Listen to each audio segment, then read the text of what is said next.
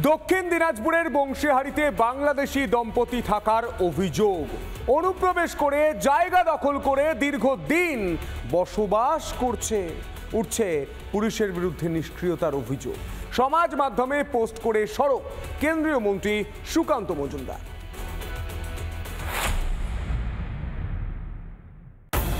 দক্ষিণ দিনাজপুরের বংশীহারি করখা গ্রাম, আর এই গ্রামেই বাংলাদেশি দম্পতির বিরুদ্ধে অনুপ্রবেশ করে দীর্ঘদিন ধরে বসবাস করবার অভিযোগ। আব্দুল মান্নান ও তার স্ত্রী লাভলি বেগম ভারতে অবৈধভাবে প্রবেশ করে করখা গ্রামে বসবাস করছেন। আব্দুল মান্নান আর লাভলি বেগম, ওরা বলছে আমার ভাই হিসাবে আসা, বলছে ভাই। ওদের বাড়ি বাংলাদেশ, ওদের বাংলাদেশের গ্রুপ ট্রুপ সব আছে আমার কাছে, আধার কার্ড, ভোটের ছবি সব কিছু আছে। এখন ইদানিং আসছে তো। বাংলাদেশে কতদিন থেকে ছিল? ওখানে ভালোই ছিল, মোটামুটি 20-25 বছর। বিশু নামেই চিনি। যখন আমার 89 সালে আমার বিয়ে হয়, তখন ওই ছেলে আমার বিয়ের বরযাত্রী গেছিল, এইটুকুই জানি। তারপর বিয়ের পর তো নতুন বউ আমি, তারপরে ও চলে গেছে বাংলাদেশে, ওর বাবার সঙ্গে গেছিল। শুধু অনুপ্রবেশ করে ভারতে ঢুকেই ক্ষান্ত হয়নি তারা। অভিযোগ, এই আব্দুল নাকি স্থানীয় ফিরোজ মিয়াকে খুনেরও হুমকি দেয় একাধিকবার। আর অভিযোগ জানালেও কোনো ব্যবস্থা নেয়নি পুলিশ, এমনই দাবি ফিরোজের স্ত্রীর। 2বার করে বলেছি, কোনো ব্যবস্থা নেয়নি, কিছু করিনি। প্রশাসন বলে কিছু জিনিস নাই। আমাদের যদি মেরে ফেলে তাও প্রশাসনের কিছু না। আমাদের এরকমও অবস্থা হয়ে গেছিল যে আমাদের কখন মেরে ফেলে, আমাদের তাও হুমকি দেয়, মাঝে সাঝে আমাদের হুমকি দেয়, মাঠে ঘাটে দেখতে পেলে।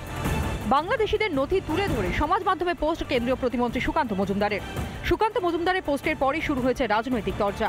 কেউ বাংলাদেশি বা ভিন রাষ্ট্রের নাগরিক হয়ে যদি সে এখানে বসবাস করে, তার জন্য আইনে, ভারতবর্ষের যে আইন আছে, বৈদেশিক আইন আছে, সেই আইনে তার বিচার্য হবে। অন্যান্য উদ্দেশ্যে নিয়ে এই দেশে এসে আছেন, তাদের অবিলম্বে চিহ্নিতকরণ করা হোক, না হলে এই এলাকার যে নিরাপত্তা সেটা বিঘ্নিত হতে পারে।